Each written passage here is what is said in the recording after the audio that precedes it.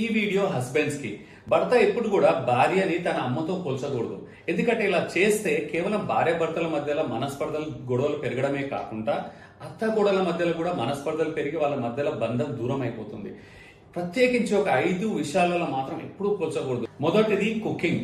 మా అమ్మ వంట చాలా బాగా చేస్తుంది, మీరు ఎప్పుడు కూడా మా అమ్మ వంటకి మ్యాచ్ అవ్వరు అనే మాట భార్య ఎమోషన్స్ ని హర్ట్ చేస్తుంది, తన కాన్ఫిడెన్స్ ని తగ్గిస్తుంది. చెప్పాలంటే లాజికల్ గా మాట్లాడినా ఎవరి వంట వాళ్ళకి యూనిక్ గానే ఉంటుంది. మీ అమ్మ చేసిన వంట మీ భార్యకు రాదు, అలాగే మీ భార్య చేసిన ఫ్లేవర్ రెసిపీస్ మీ అమ్మకు రావు. ఈవెన్ లాజికల్ గా మాట్లాడినా 25 to 30 years ఎక్స్పీరియన్స్ మీ అమ్మకి ఎక్కువ ఉంటుంది. So experience matters, there is no comparison. రెండవది, మా అమ్మ హౌస్ ని చాలా బాగా మేనేజ్ చేస్తుంది, మీకు మేనేజ్ చేయడం రాదు. చెప్పాలంటే మీరు కూడా మీ ఇంట్లో పుట్టి పెరిగాక మీ నాన్నను చూస్తూ పెరిగి 25-30 years చూసారు. మీ నాన్నలాగా మీరు మేనేజ్ చేయలేరు. మీరు బెటర్గా చేస్తారా వర్స్ట్ గా చేస్తారా అని మాట్లాడట్లేదు, కానీ మీరు మీ నాన్నలాగా మాత్రం ఇల్లుని మేనేజ్ చేయలేరు. ఎవరికి వాళ్ళు యూనికే. సో ఇక్కడ మీ అమ్మని మీ భార్యని కంపేర్ చేయడం కూడా సబబు కాదు. మూడవది, పేషెన్స్ అండ్ టాలరెన్స్. నేను చిన్న చిన్న తప్పులు చేసినా మా అమ్మ నన్ను టాలరేట్ చేస్తుంది, చాలా హై పేషెన్స్ ఉంటుంది.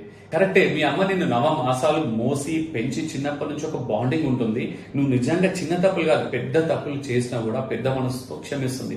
కానీ మీ భార్య కూడా మీ తప్పులను సమర్థిస్తూ క్షమిస్తూ వెళ్తే మీ పేరెంటింగ్ కి మీ పిల్లల లైఫ్ లో కూడా ఇంపాక్ట్ ఉంటుంది. సో అక్కడ ఏదైనా క్రిటికల్ ఫీడ్బ్యాక్ ఉంటే దాన్ని పాజిటివ్స్ తీసుకోవాలి.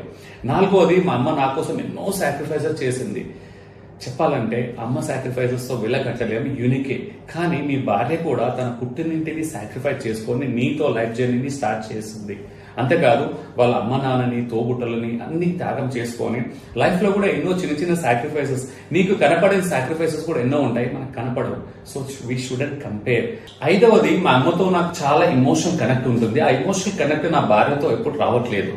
చెప్పాలంటే ఎవరి ఇమోషనల్ కనెక్ట్ వాళ్ళది యూనికే ఉంటుంది. ఒకరి కనెక్ట్ ఇంకోరి దగ్గర మనం పొందలేము. అమ్మ ఎమోషన్స్ అమ్మకే, భార్య ఎమోషన్స్ భార్యకే. ఒక యాపిల్ ని ఆరెంజ్ కంపేర్ చేసినట్టు ఉంటుంది. They can never be the same. Stay blessed, stay connected and stay inspired.